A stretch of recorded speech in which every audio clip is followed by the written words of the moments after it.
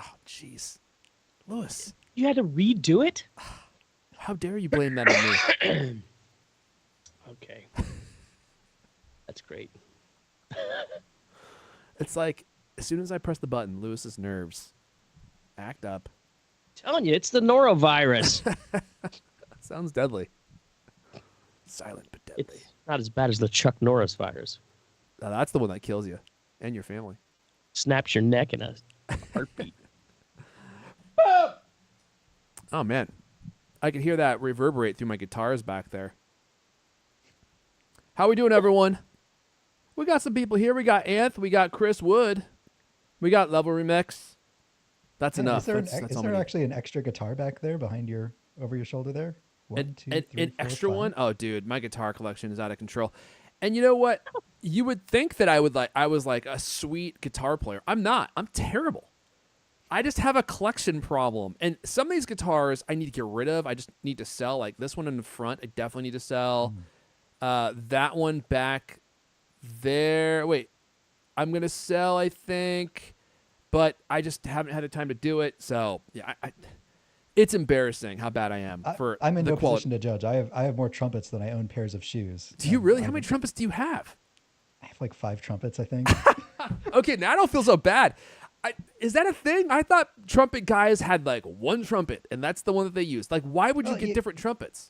Well, I have a very old trumpet. Okay. That I thought, well, this is like my grandfather's or whoever's trumpet. Maybe it's worth something. It actually isn't. It's only worth, you can get like for $100 on eBay. Yeah. But it looks really cool and it looks really old, so that's fun. I have a nice silver trumpet. Yeah. That's like the one you play at a concert and all Okay. that. And occasionally practice on. I have a beater marching band trumpet that's a piece of garbage. Yep. I have a middling sort of trumpet that looks nice and shiny, but doesn't actually play Sounds like very crap. well. Okay. And so what are we at? I guess I only have 4 trumpets, but I kind of want a 5th one because they make these plastic trumpets.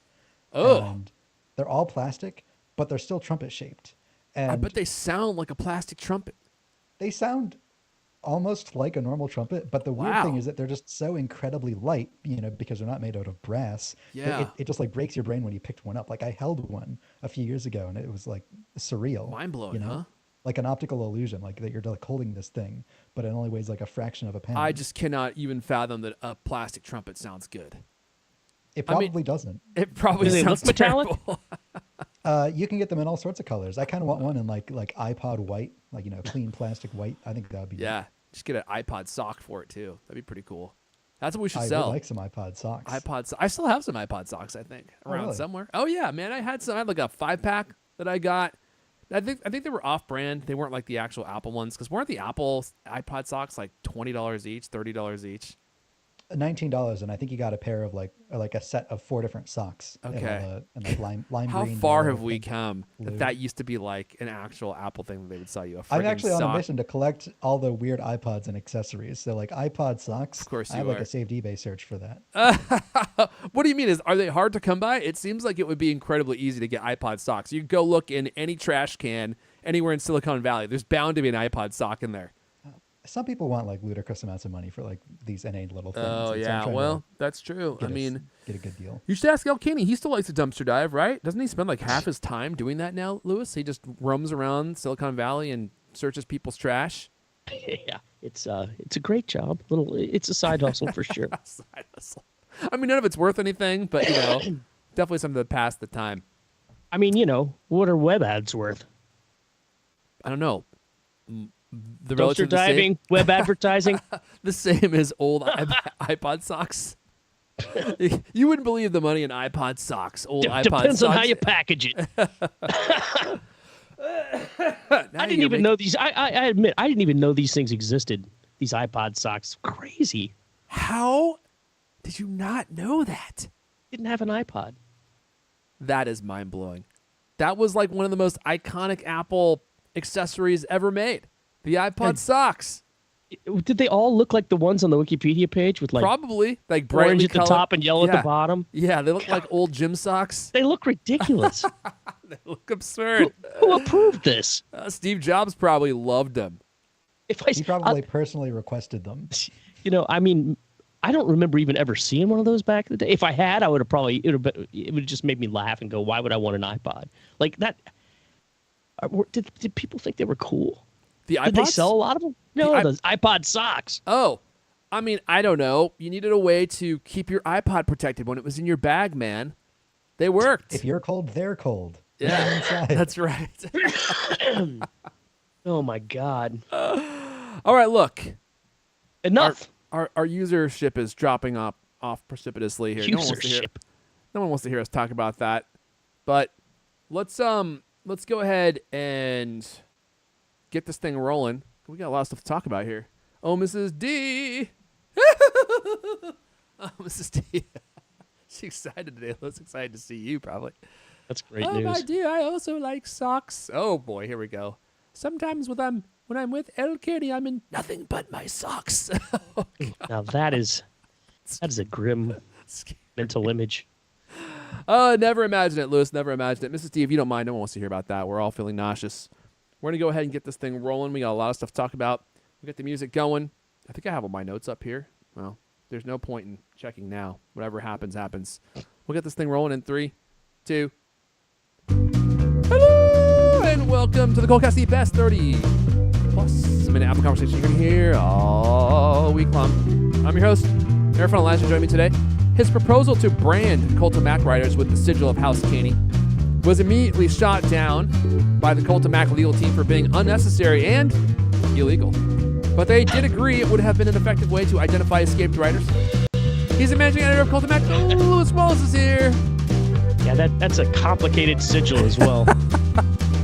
Also with us, that hairdo is au naturel. Not a single product goes into that coif, though it does require at least 30 minutes of brushing and blow drying with an industrial grade hair dryer. He's a writer at Cult of Mac. Griffin Jones is here. Good evening. Erfon, I have to ask. Oh, please do. Have you bought a tablet? Oh, man. Oh, I have. Much money has been spent. Much money has been spent. And I'm doing a huge experiment. And I'll be honest with you. I agonized terribly over my recent iPad purchase. In fact, the purchase happened today. And today?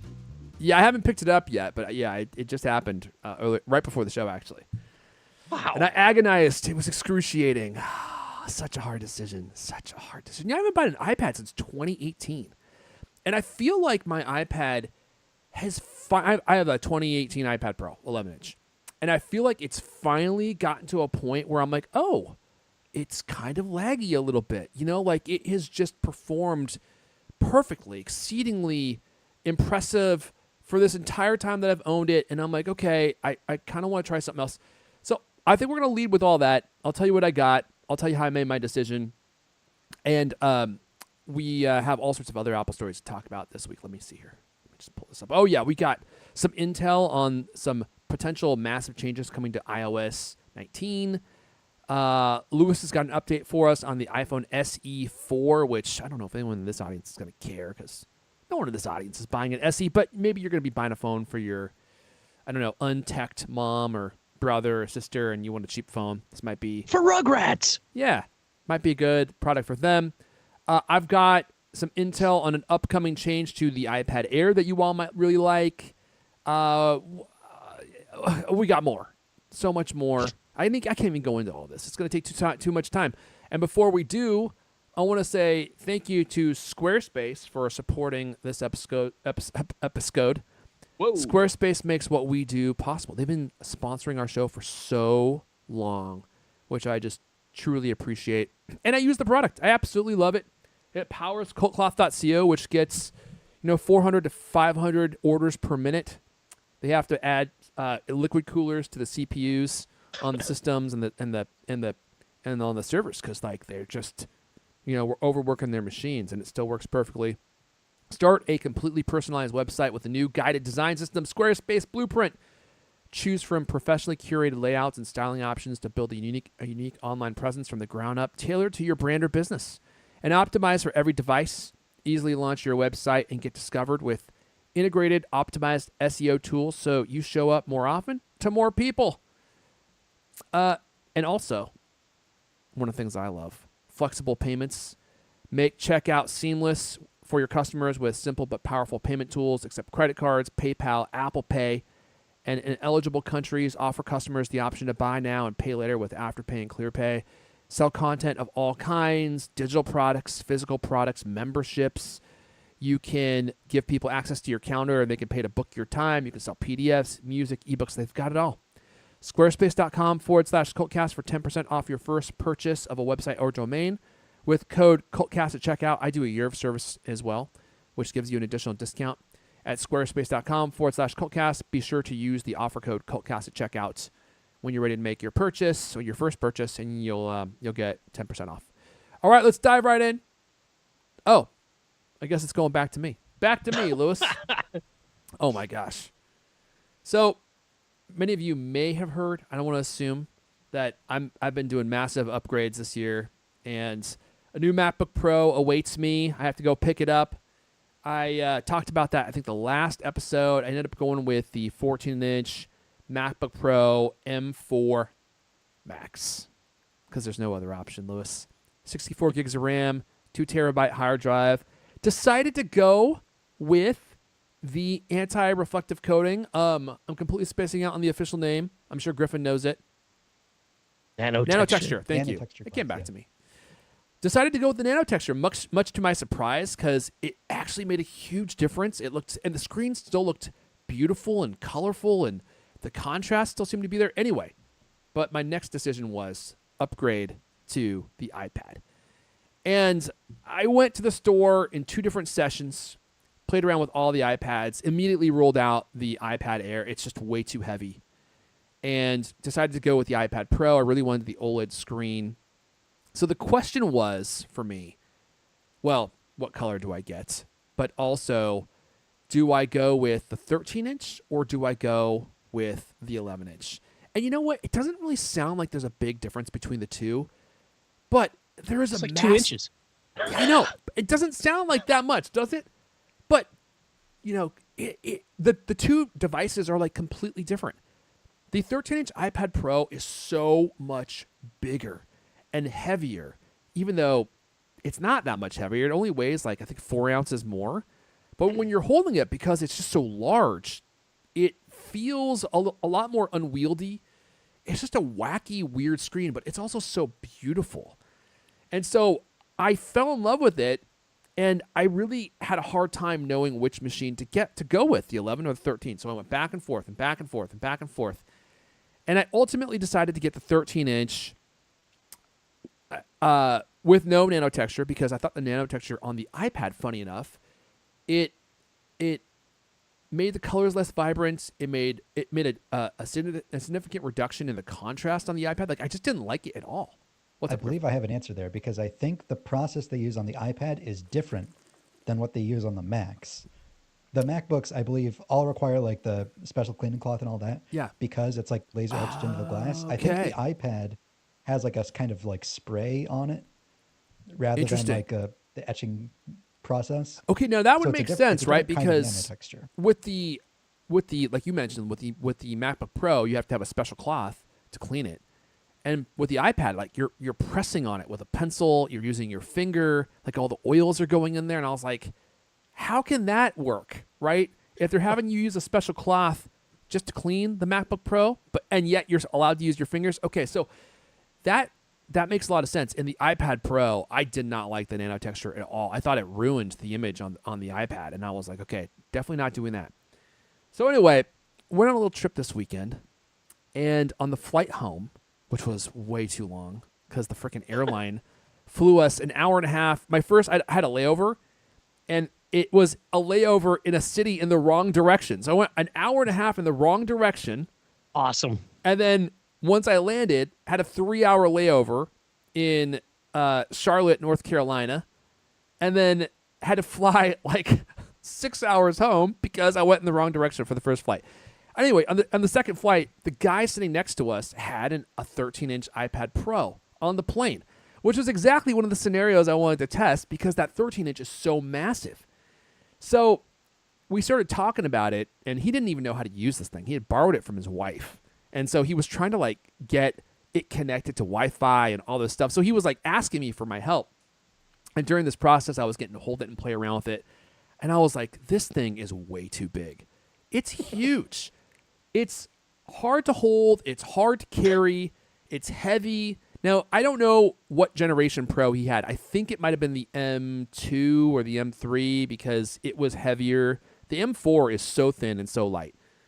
And I was like, okay, this is not going to work for me. I can't do this. This is a clown car, man. It's way too big. And yet, I decided on this trip I was on that I want to use the iPad as like my hub for importing photos from my cameras that I use. Because currently I've been using my MacBook Pro, but I don't want to fill up my MacBook Pro hard drive with photos and stuff. And, you know, once you load them on there, your Apple device is supposed to optimize them, but it doesn't really do that. Anything that you load on there lives on there, I think, in almost the full resolution until you wipe the device. So it takes up a lot of space.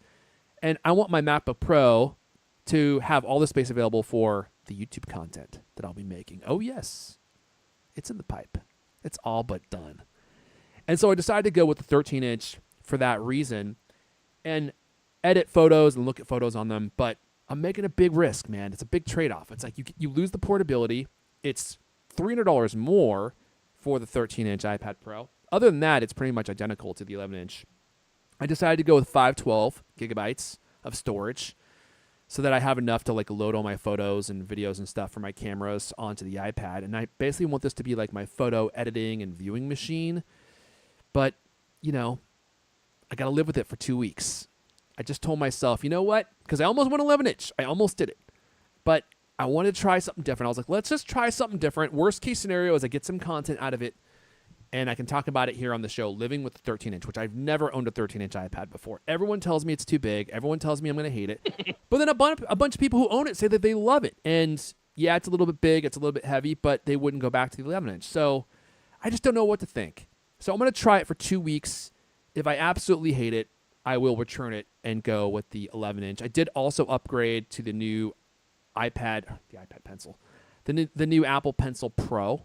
I'm going to be giving that a shot as well.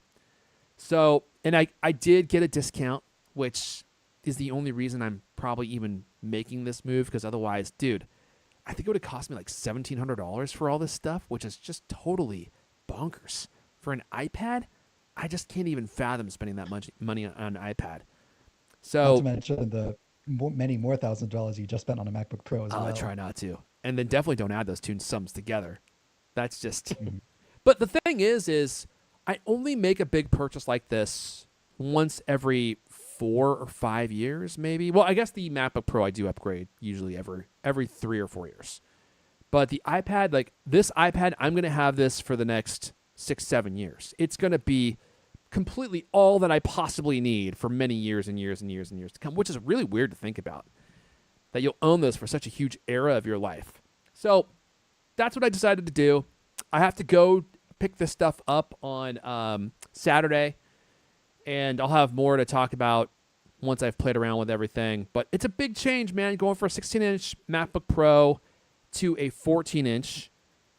I'm a little worried about thermal throttling with the M4 Max in that 14-inch body, but I've seen benchmarks that show that the 14-inch is like negligible in its difference in performance. And there are some benchmarking. There are some settings that you need to tweak in order to get a comparable test between the 14 and the 16-inch. So I'm going to try it out and see how I like it. But I think the portability is going to be huge for me. And the 13-inch iPad Pro, like, it is slightly heavier, but we're only talking about 4 ounces. Is 4 ounces too much after carting around an almost 6-pound MacBook Pro for 4 years? Like, I don't think so. But I guess we'll find out. And worst case scenario is I can return the iPad and go with the 11-inch. So I have a quick question. We'll see how I know you're not you don't generally like the Magic Keyboard with the trackpad. So what is the case situation on the iPad? Are you just going to carry it naked, or do you have a just regular case? No. No, I actually love the Magic Keyboard. I think it's a really great product. I think it's completely insanely overpriced. Like $350 for that thing is too much money for me, and I don't need it to be a laptop. So for me, it's superfluous. I'm going to get a folio case, and not even Apple's folio case. I got one for $20 on eBay for my current iPad Pro. Dude, that thing has been perfect. It connects via MagSafe. or via the magnets, and it has been all that I've needed for the entirety of my ownership of that iPad Pro, and it was $20, and it works just as well as any Apple case that I've tried. So I'm probably going to go the same route. I just need something that will let me stand it up, right? So if I'm using it when it's like in the upright orientation. I can't, again, I know I'm going on and on and on. Surprising. I cannot overemphasize what a huge difference there is between the 13 and the 11-inch iPad Pros. It's like a completely different product. When you pick that thing up, you feel like one of the knights at the round table. It's a shield. That thing is insanely big.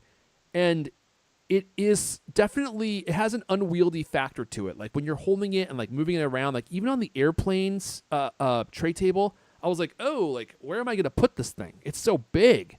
It's kind of hard to get it far enough away from your face. I held one once and I felt like I was walking around like a dining hall in college. Just, you know. Yeah, exactly. You feel like a waiter. Serving tray. Yeah, right. Yeah. But the thing is like for my use case, like it's not really going to go very many places with me. It's not like I'm going to be using it while I'm walking. It's going to be used in bed. It's going to be used when I'm on my couch. I'm hoping it will become like my main photo editing and viewing hub. And for photo viewing, I don't think that there's a better product. I mean, the thing is so beautiful. And that was like the epiphany for me. Like when I was loading all my photos for my trip onto my iPad, I was like, oh, wow, this is a really great experience for getting or going through your photos and like getting rid of the ones that are duplicates or that didn't quite turn out the way you wanted. Normally I do that thing on my MacBook Pro, but the iPad is actually a much better experience for doing that stuff. And even editing, it's kind of better. So I'm going to try it out and see how I like it. And then of course that frees up the space for my Mac to not have a bunch of photos and stuff on it so that I'll have all the space I need for like the hundreds of videos I'll be putting out this year on my YouTube channel, possibly thousands, you know. Now, what are those videos going to be about? I'm not sure yet. I am keeping a list of stuff. You know what's weird is like, talk about a tangent. I've been like, oh, I should make a video on my YouTube channel. And I'm like, oh my gosh, January's already over. I haven't done a single one yet. Because I've been so busy every weekend. So it's like hard to like get back into the swing of things and get your brain into a place where you actually even remember to do that stuff every week. Because the weeks go by so fast. Every week's a blur. Anyway. I feel like I've been going on and on and on and on about this. All that to say, I will be talking about both these products in future shows, and I am going to be doing YouTube videos on them, guaranteed. I mean, I got to at least get a couple YouTube videos out of spending. Well, I'm not going to tell you how much I spent. All right, fine, I'll tell you. You don't need to do it. You don't need to do that, man. I don't mind. I think after the discounts, I think my MacBook Pro was $3,300, which is an insane deal for that powerful of a machine. The Mac or the iPad Pro with the 512 gigs and the Apple Pencil Pro, I think cost me, well, let me just open up my calculator here. Yeah, it was $1,221. So, you know, that same upgrade would have cost me, let's see here, it's $13.99 or $12.99. $12.99 for the 13 versus $9.99 for the 11. Bonkers. You're paying $300 2 inches. I mean, I feel like that joke writes itself. Let's see here. Plus the $129 plus the $300. So yeah, that same purchase without the discount, $1,728. $1,728. It's bonkers, man, for an iPad. And the M4 is way more powerful than you need in an iPad. I mean, what are you doing on an iPad that warrants an M4? I couldn't tell you. Okay. I can't believe you only went with the 512 gigabytes. Why would I go for more, Lewis? I don't know, man. You're talking about moving all your pictures and videos and stuff onto it. Well, probably not my videos. Not all my videos. My video thing is a whole nother conversation. We could do a whole show on that. Because, and there's no good solution for this. I've talked about this before. This is the 60-second version of my life when it comes to photos and videos. I have multiple cameras. I have 3 cameras. I have a DJI Osmo. Actually, that's my 4th camera, video camera.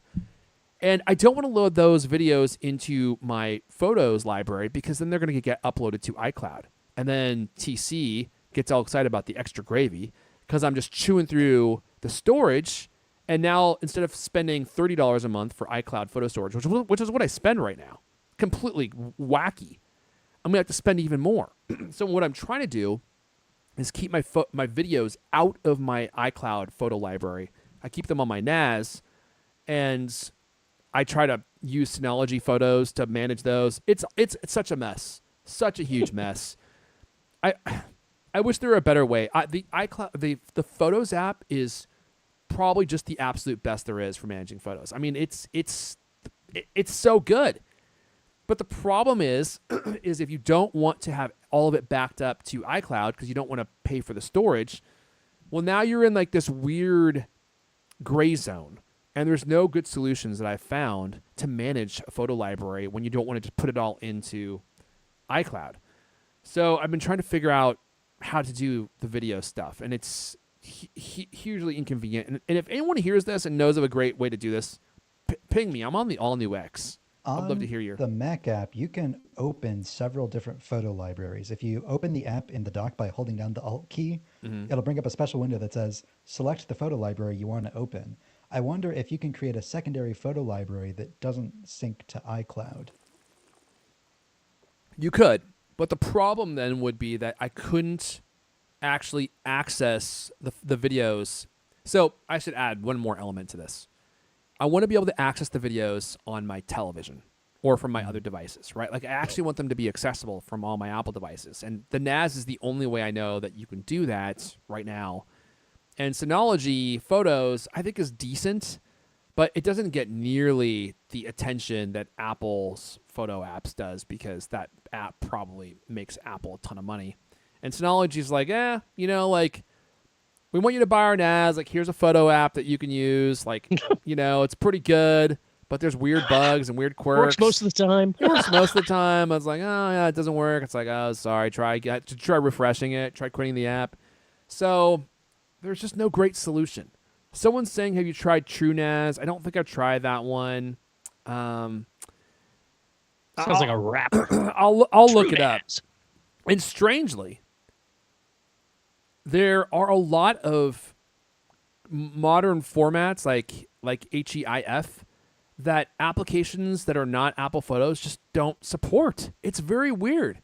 So you can't necessarily view all modern formats on different photo apps and stuff, except for I think maybe Google handles them, Apple does, but then there are other like Synology NAS and Plex, which is a friggin' content management system that you have to pay money for. Although they've completely abandoned, I think, their original mission of supporting users, content libraries in lieu of streaming content that you have to watch ads to watch. Like even they don't support modern codecs and image formats. So like you'll go to look at in an image and it's like it's just black. There's nothing there. It's like, dude, there's like literally nothing. Apple Photos is like, or HEIF never really took off, but that's why we're all rooting for JPEG XL. It has all the advantages of HEIC and it's backwards compatible with regular JPEGs. But do you think that is that something that Apple is going to add to their devices? Are they going to switch from HEIC? They already have it's supported? JPEG XL, kind of, not all the way. JPEG XL is available on the iPhone 16 in like one of the RAW formats, but fingers crossed iOS 19, there'll just be an option to take all of your photos in JPEG XL. Okay. It's really great. I don't want to get into it now because we're going over time on this we're way over. first topic, but yeah, Level Remix is saying why use HEIC. I think it's the same reason that you use any of the modern codecs is because they're way more efficient. Like they smash your photos and your video files, especially video, into a way, way, way smaller file. Otherwise, I mean, they can be huge. So, it saves you storage space, which you're paying Apple for. So and they're like the native formats that the iPhone supports. So yeah, you could use other formats. That's an option, but they take up more space. Okay. Shall we move on? I was not planning on talking about this for 25 hours. And we have a bunch of other stories, including what's coming to iOS 19. I'm going to hand it off to the Grifster while I wet my whistle. iOS 19's camera app might receive visionOS-inspired revamp. iOS 19 could revamp the iPhone's camera app with a design language similar to visionOS. I guess the first sentence is exactly the same as the headline. Interesting. Love that. Leaker John Prosser from Front Page Tech claims to have received a video from his sources showing the new design of the iOS 19 camera app. He didn't post the exact video, but he did recreate a mock-up based on the video so that he can kind of show the same thing without revealing his sources in some way. Prosser says the camera app will take its design ethos from Vision OS with translucent design elements. So the top level interface basically just makes it as simple as photo and video, and then you can tap on this little toggle button that'll bring up the full menu where you can then switch between additional modes like enabling spatial video, panorama, portrait mode, stuff like that. It's a really clever design. Like really, like the top level of the camera app is that way. Like conceptually, it should be that way. You're either taking a photo or you're taking a video, but they for some reason break it up into like 8 different modes, and you have to slide on that tiny little slider to get between all of them. And then they have all these other extra buttons. It's kind of a mess.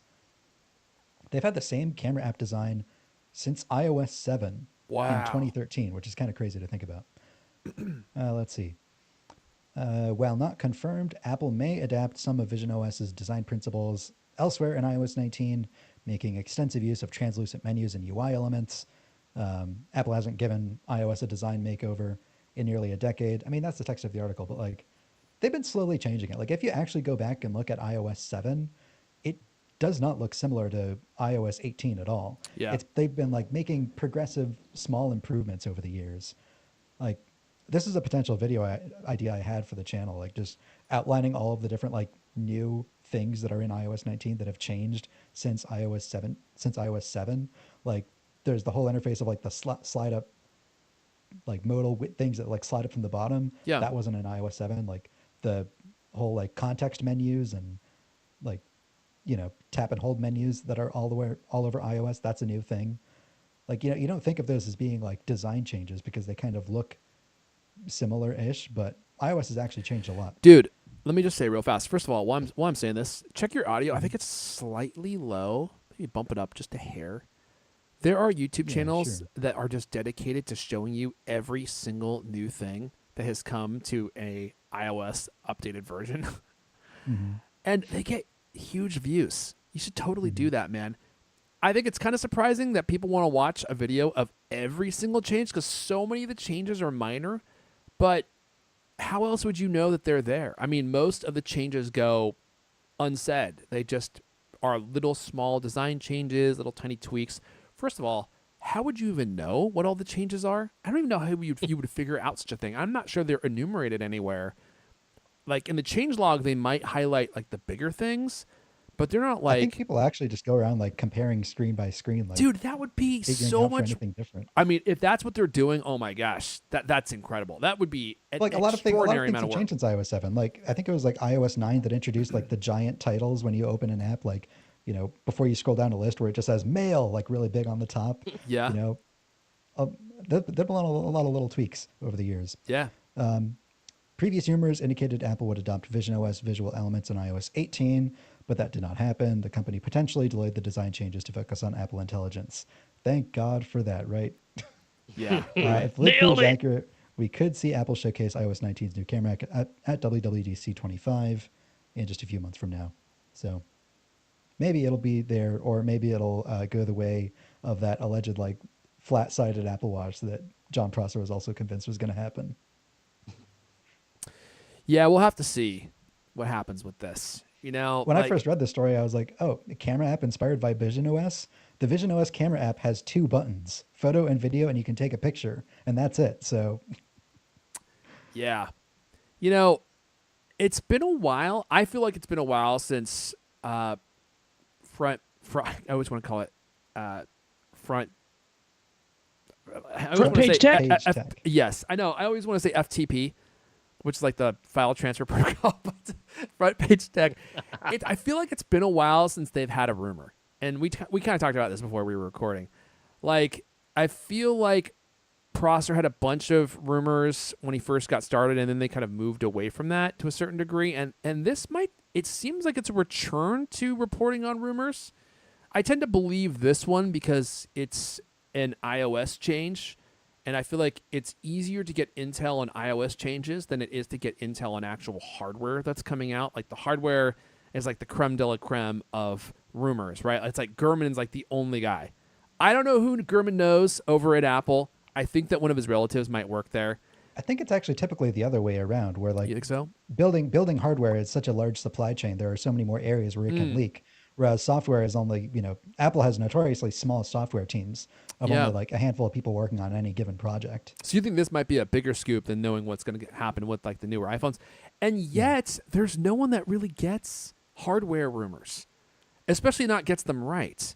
I mean, there's like maybe 3 or 4 that I would actually rely on to give us accurate information. Gurman's obviously at the top, right? Like the guy is an Apple prophet. I would just love to know who he's talking to.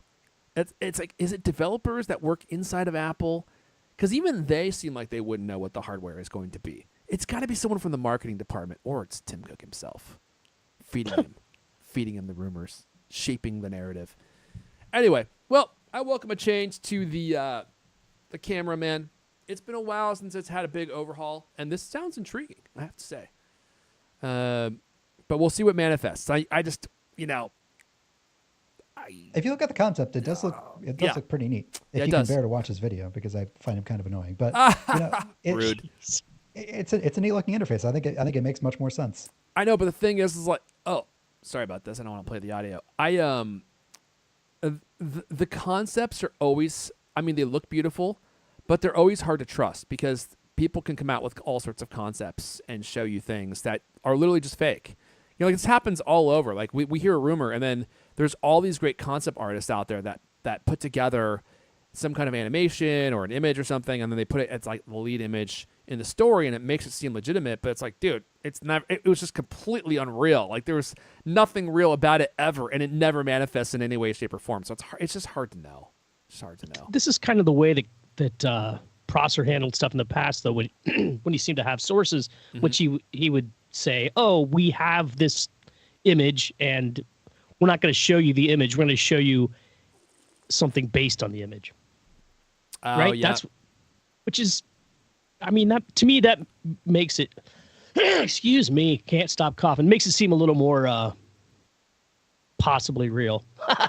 I mean, obviously he could just claim that he has seen an actual legit thing and he's made a mock-up, but I don't know. I mean, I was kind of impressed with the guy when we had him on the show, despite that one crazy prediction. I mean, don't get me wrong. I'm not trying to cast aspersions his way or in any way, shape, or form. But yeah, like when we had him on our show forever ago, and he told us that they were coming out with the Steve Jobs Heritage Edition glasses. Oh, you had to say it out loud. I mean, dude, and like it sounded feasible, but seeing what the Vision Pro is, that was absolutely in no way, shape, or form ever going to manifest. And I think Gurman even said at the time when we released that episode, I mean, as Gurman does, right? Like dryly mocking us, or mocking anyone that does something that that he knows is probably not going to happen.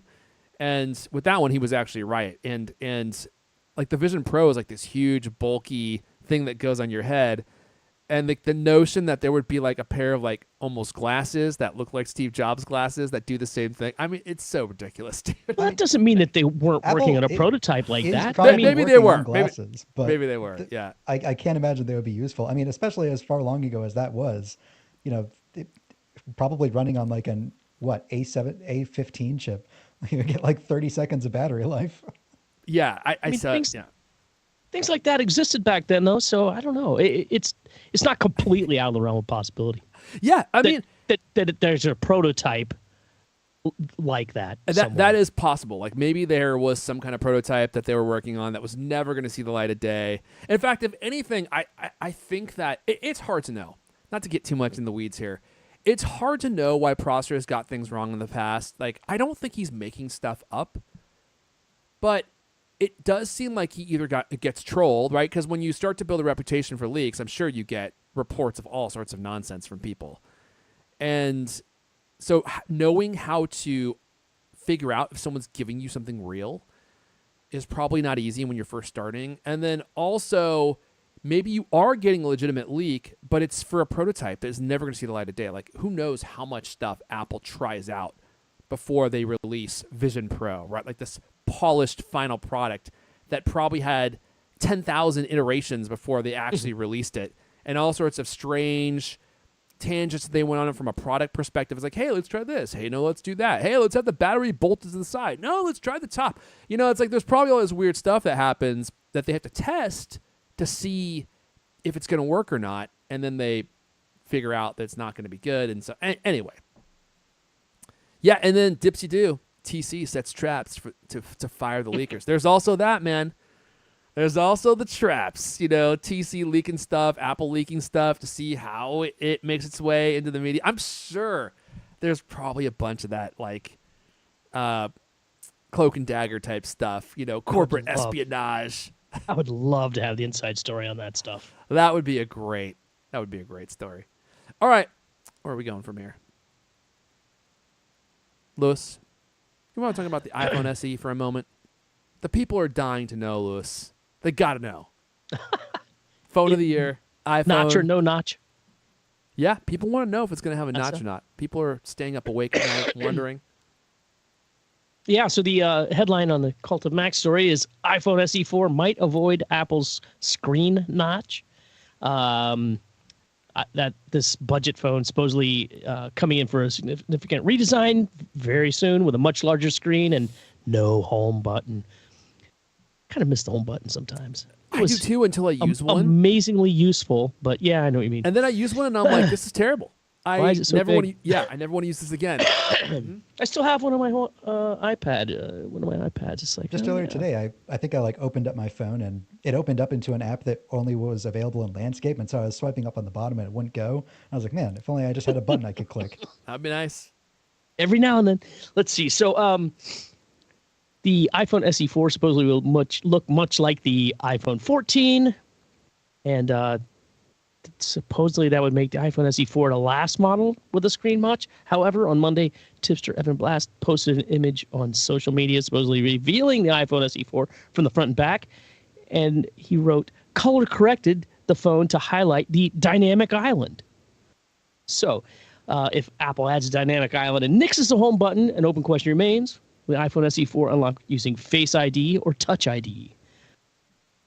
That's the big question, right? Like, would they have a dynamic island and not have Face ID? I think that would be so weird. It would be weird. I mean, it's like a Frankenstein product at that point. But then that makes the iPhone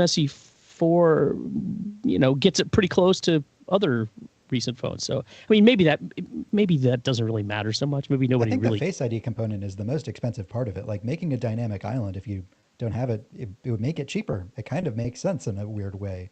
Apple has never done like the Touch ID power button on an iPhone, but that would be interesting to see.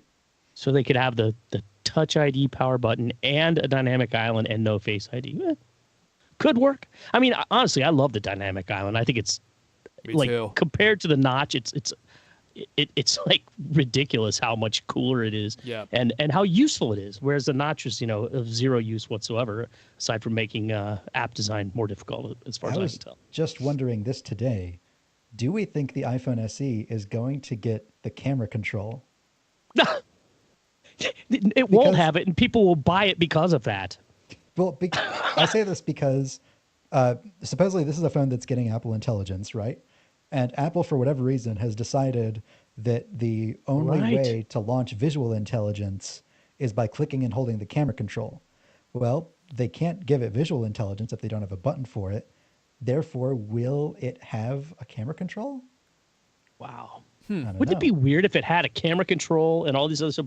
Like the only difference is it doesn't, slightly older chip, and it doesn't have Face ID. I mean, would anybody really care? I don't know if anyone really cares about the iPhone SE anyway, no matter what features it Oh, has. I come really just on. don't know. Yeah. Look, a lot of people can't afford. There's the nothing latest wrong with an phone. iPhone SE. I'm not saying that there is. I think it's probably a great product. I always think about it in context of the people who watch and listen to this show. Well, look, there are a lot of Apple enthusiasts who probably listen to this show who can't afford like the flagship iPhone. Yeah, maybe not. But like in that case, would you get like a refurbished like older model, or would you go for like an iPhone SE? Like for me, if I couldn't afford the iPhone 16, and also I would point out like a lot of people just make payments on their phones now, so it's like people seem to be able to afford the newest models by doing it that way. But if you couldn't, I would probably go for like the last gen phone because they're discounted so heavily as opposed to buying the iPhone SE. But I don't know. I mean, whenever I'm talking to like my mom or family members who are not into technology and just don't care, I recommend the SE. I got my wife the Apple Watch SE. She loves it. So, because she doesn't care. Like, in fact, I accidentally didn't realize that it doesn't have an always-on display, even though it has an S8 chip. I'm like, so I just assumed that it had the always-on display. Turns out it doesn't. And look at that black thing on your wrist. Yeah, exactly. It's like a mood watch. You know, Oh, she's mad again. But because you bought her the cheap watch. it was $150, dude, and it's got an S8. I mean, it's like a modern watch with all these modern features, except it doesn't have the always-on display because Apple did that on purpose to nerf it so that they wouldn't affect sales of the better watches. But anyway, I was like asking. I was like, let me see your watch. I want to see if I can turn that on. She's like, I don't want you to turn it on. She's like, I like that it's not always on. And I was like, oh, what? She doesn't like it. She's like, it bothers me when the light's just always on. I just don't like it. Oh my gosh. I don't have the always on display turned on my watch. You don't? No, because What? I live in Ohio where it's cold 9 out of the 12 months of the year and I'm wearing long sleeves. What is the always on watch going to do in this situation? I mean, I It's wear covered up by sleeves my too, sleeve. man. I got mine. I pump my arm out like this. Careful how you do that. Well, okay, well, And then my the sleeves watch- up. then the display's gonna turn on anyways. And then I flick the wrist and I give it a glimpse, you know? Anyway, it's just a quick story here. I had an experience with someone who is clearly sensitive to an always on display. I was sitting next to someone that I barely knew at a table. And when I sit down, I take my iPhone on my pocket because I don't like having my iPhone on my pocket. It's too big. And so I had it set up. And I'm like, or set down, but like the screen was facing up. And so we're sitting there, and all of a sudden I hear like this thing drop, and I look over, and like she had picked up my iPhone and accidentally dropped it on the table. And I was like, why are you touching my iPhone? She's like, I really just can't stand when people have like their phone sitting there with the screens on. She's like, I had to turn it over. And I was like, Who was this? somebody that I barely know, that I just met. And I was like, isn't that strange to just pick up someone's phone Yeah, don't touch my phone. and flip it over like that? Like, if anything, I'd be like, hey, excuse me, like, would you mind flipping your phone over? Like, I get easily distracted. Like, would you mind? But like, she just decided to pick up my phone. What a weirdo. And in the process, she dropped it. And Sheesh. I was like, is that weird? That seems weird to me. I would never just touch somebody's phone like that. Not to mention, my wallet is attached to my phone. Well, it's not right now, but my Apple Yeah, wallet. because she took it. Where'd my wallet go? Okay, I figured that's what you guys were going to say. I just thought that was strange. I was like, who picks up somebody's phone and flips it Even over? if I do have to pick up someone's phone, I mean, in this situation, it didn't sound like she had to at all. She could have asked. But even if I do, I'm gonna pick it up like with the most care, like a Oh, yeah. That's like I'm like a picking up CNC your machine. baby. I'm gonna delicately like grip it with incredible amounts of force, and then like handle it with as if it's made out of glass. Because it is made of glass on both sides. It would be like if your baby was crying and then you looked down and I was like putting a pacifier in its mouth or something. It's like there's just things that you just don't do. It's like, Yeah. I'm just you gonna gotta turn your baby over on the table. sorry, I had to flip your baby upside down because it's Sorry, I just get crying. annoyed by babies. God, She's that a lot is quieter weird. now. I mean, it worked. So I dropped her, so there's that. Okay, yeah. Anyway, let's move on. You know what? This might be something that you actually care about. Oh, gee. iPad Air with quicker M3 chip appears imminent. You know what? This might be something that the people like. I bet the iPad Air is probably like one of their most popular iPads. And if you've been waiting for a new iPad, this might be your opportunity to pounce. An improved version of the iPad Air is set up for early this year, according to information that leaked out of Apple in the fall. Someone wrote autumn. That's a weird way to describe fall. Autumn. In the autumn. Now tipster Evan Blass posted a heavily redacted document on social media that references iPad Air 11-inch M3 and iPad Air 13-inch M3, apparently indicating that the device will have an M3 chip and continue to come in 11 and 13-inch variants too.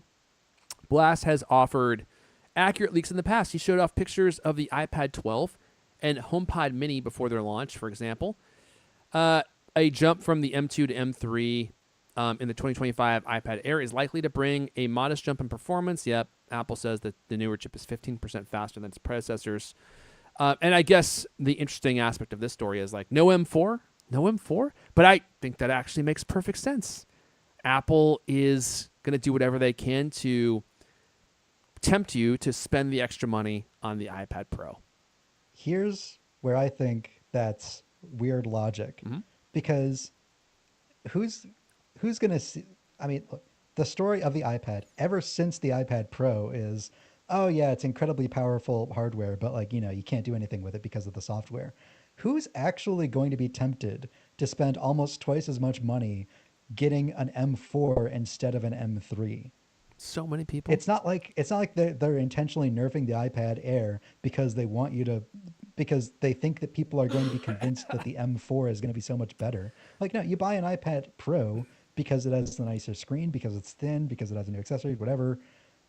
Like, no one's going to say, oh, it's an M4, so I have to buy the iPad Pro instead. No, but it does They'll add just make another the grain iPad of sand to the heap, right? It's like oh, it also has the newest chip, so it's gonna have better performance, right? It's just another thing to add to the pile, and it puts you over the edge to spend the extra money. The M4 is already like, yesterday's news. It's been out for a year already. It'd be weird that at the tail end of the M4 generation, they're introducing an M3 product. I think that's bad. Now you're making me regret my choice to buy one, Griffin. I should have just waited. I saw a rumor that the M6 was supposed to be coming out here pretty soon, although who knows when. Probably the end of the year at the soonest. I don't know, man. M6. M5. The jump there's skipping the M6. You didn't hear that rumor? I missed the that iPads. M6 Max in the new iPad Pro. You heard it here first, folks. The Heritage Edition iPad Pro with the M6 Max is coming out. I mean, just last year when they introduced it, like the new iPad Pro, they were like, oh yeah, and we're jumping straight over M3. It's going M2 to M4, and they're just going to do that exact opposite thing with the iPad Air a year later when it's a year older. That doesn't make any sense to me. Well, I don't know, man. I mean, you make some good points, but I also think that Apple is not afraid of nerfing a product to create more market distance from another more expensive product. And I think Griffin's point that the M5 is coming soon makes sense, though. I mean, it makes more sense that they go ahead and put it. Unless it's not coming as soon as you think. Like I at least the rumors that I saw, there is not going to be an M5 until the end of this year at the earliest. Well, yeah. So it's when like they that's usually kind of release iPads. So that's kind of a while from now, And the iPad Air, in the meanwhile, they'll get to have that new badge on the Apple website. It's like, oh, it's new, man. New with a 2.5 year An old chip. Yeah. So here's a question. Maybe I have actually no idea about the answer to this, but how much difference would there be in the price of an M3 versus an M4? The actual price to produce it. I mean, you've already got the tooling set up, right, for the new one. So, I mean, it might actually be the same price to produce that chip as the M3. They might actually save money by shutting down the M3 production line, right? If they haven't already. Yeah, again, I have no idea what I'm talking about. But they haven't shut it down. Here. I mean, Apple doesn't sell those computers anymore, but their partner retail sites do, like B&H. Like, Apple's still making those machines and still selling them to their partner retail channels to sell those things at discounts. So they probably still make a huge amount of M3 chips, would be my guess.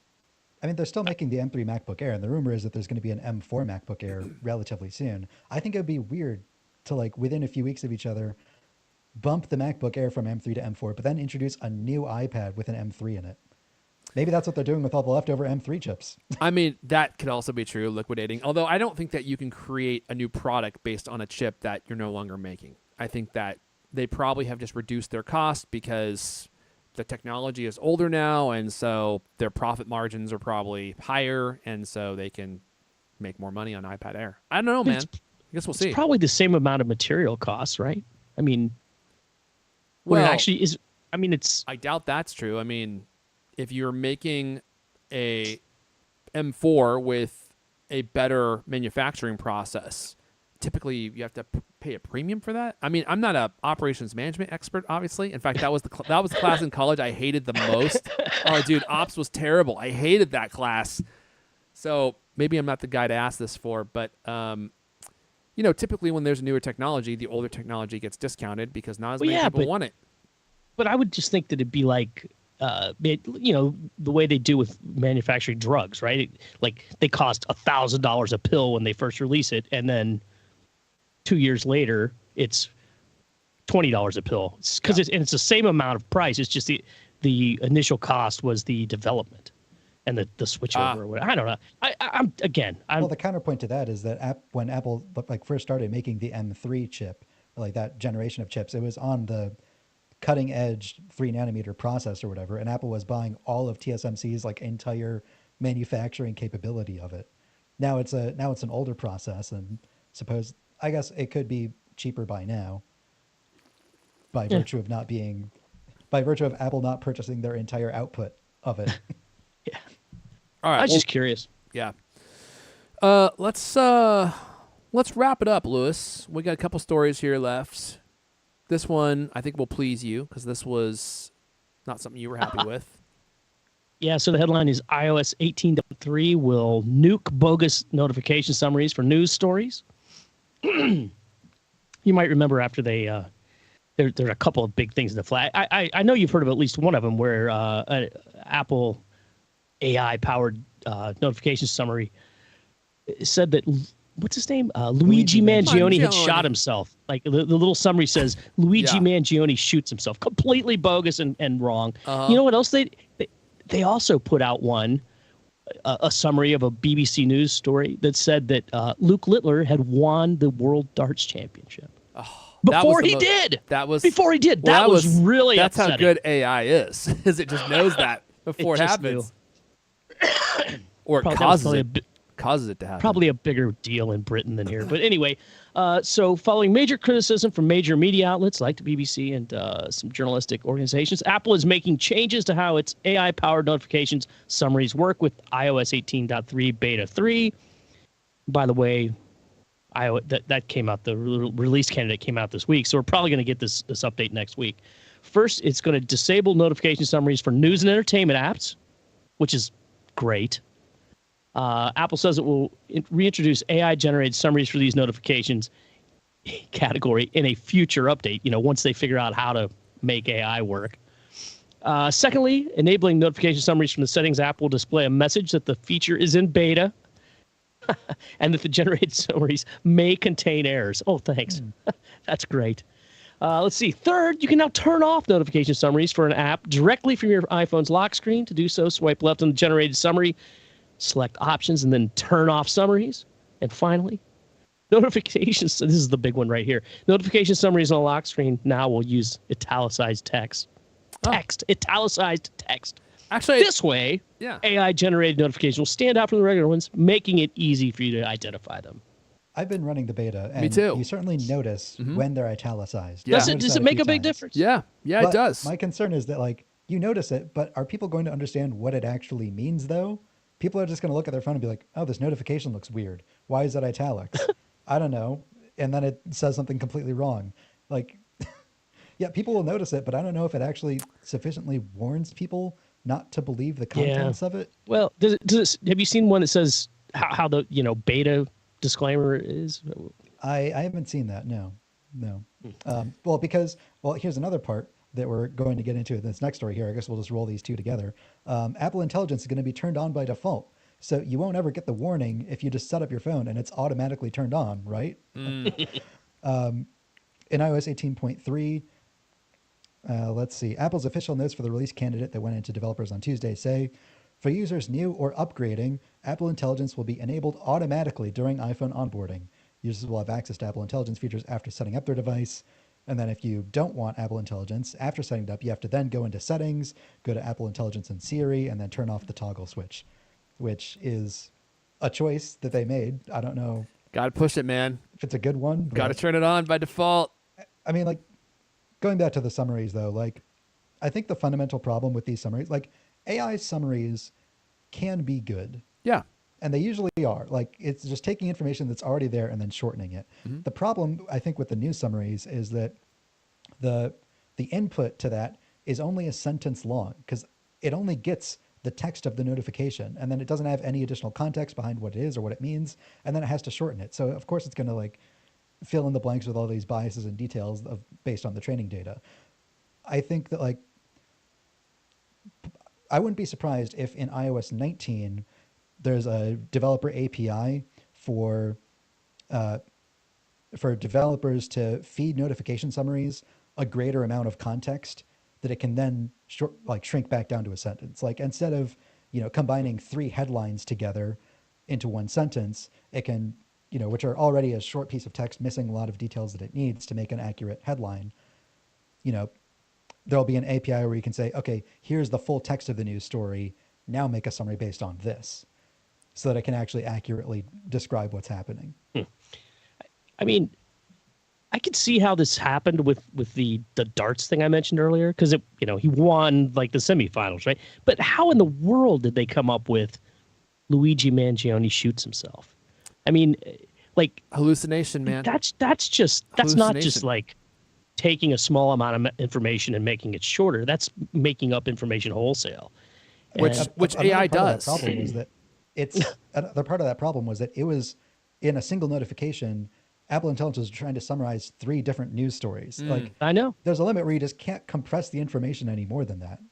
Yeah, I mean, honestly, I get these things all the time, and I use them basically as a way to see what topics are covered in this group of notifications. I don't actually read them. I see it, and it's like, basically, oh, there's 6 notifications from the New York Times, and they are on these 6 topics. I don't even, there's no point in reading it. I mean, if there's anything in there I want to read, I tap it and actually read the thing itself. I don't know. The thing with the Mangione headline is so wacky. How could you ever trust it? I mean, they keep saying that it's in beta. It's like, well, why did you release this? Why did you kill the Apple car so that everybody could go and work on this amazing turd? And yet it worked. I mean, like, Apple stock price. Yeah, I mean, sure. Shot up crazy. Yeah. AI. But it's crazy. It's so. I continue to keep using Image Playground versus all the other AI image creations, and it's just laughable. The comparison is laughable. Yeah, it's really not great. It's like a fraction of the functionality. I mean, it's just. I mean, aesthetic choices aside. I mean, if you don't like Pixar imagery, like, I suppose you're out of luck with that thing. But it's just crazy, the things that it won't even allow. Like, and the other day I think I typed in Apple Intelligence, and it's and I, believe it or not, I misspelled intelligence. I think I left out the T, and it says sorry, language not supported. Yourself for that.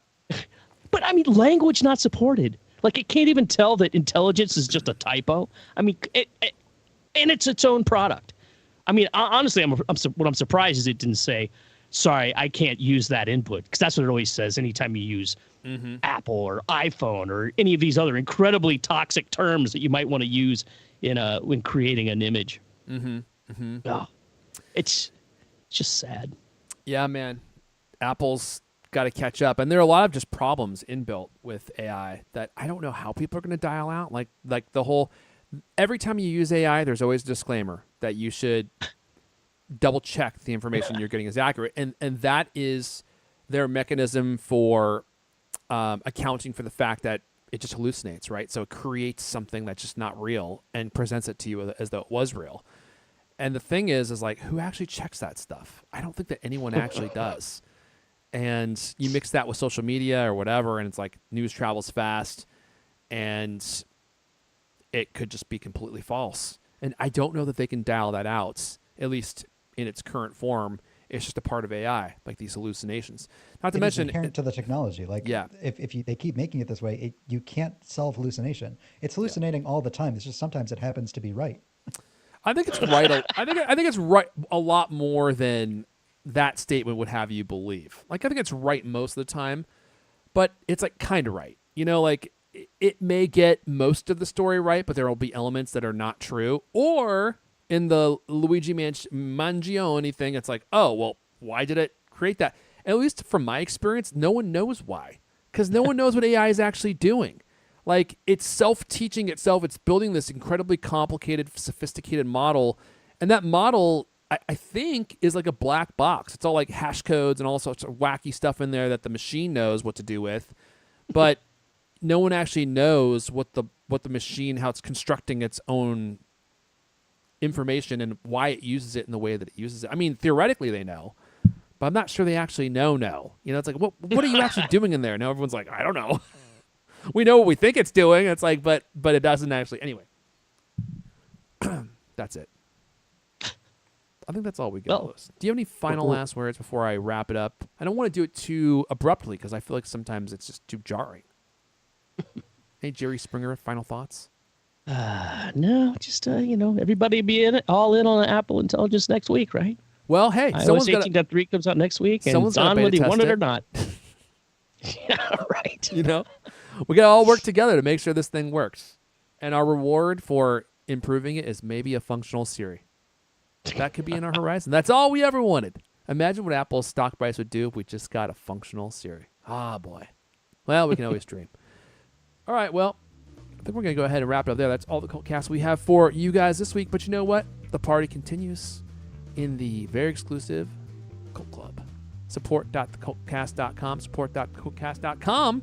If you want to fork it over, and boy, would we love that. We would love to get that $5 a month from you. And, support the show. If you like what we're doing, you want to see us continue, that would be helpful. You could also come join me and Lewis on the all-new X, duking it out every day. Duking. I'm at Erfon, ERFON. Lewis is at Lewis Wallace. Griffin's also on the web in all sorts of seedy, shady, inky, dark places. Just search D. Griffin Jones, and you may locate him. He might be wearing a trench coat. Just be careful. Let's see here. That's where am I? I don't even know. That's all the CultCast we have for you guys this week. New episodes of the CultCast come out every Thursday night. I want to thank everyone for hanging out live and for listening, and we'll see you guys time. That was going off the rails quick. I just needed to end it before any other unfortunate things were said. I disavow all those things. I don't even think you own a trench coat, do you, Griffin? No, I don't think so. I saw many beautiful trench coats in Washington, D.C. That's an area where people still wear them. They're all over the place. Kind of made me want one, to be honest with you. Well, they're down in the trenches. I guess that's true. And also, it's just so dang cold there. It's like, gotta have something to protect your suit. All right, everyone. We have a great weekend, or at least a decent one. I mean, hey, a downgrade on the weekend. They can all be great, Lewis. Hopefully, you don't catch True what enough. Lewis got. I'm sure it's not contagious Maybe his over last there. episode. Bye, y'all.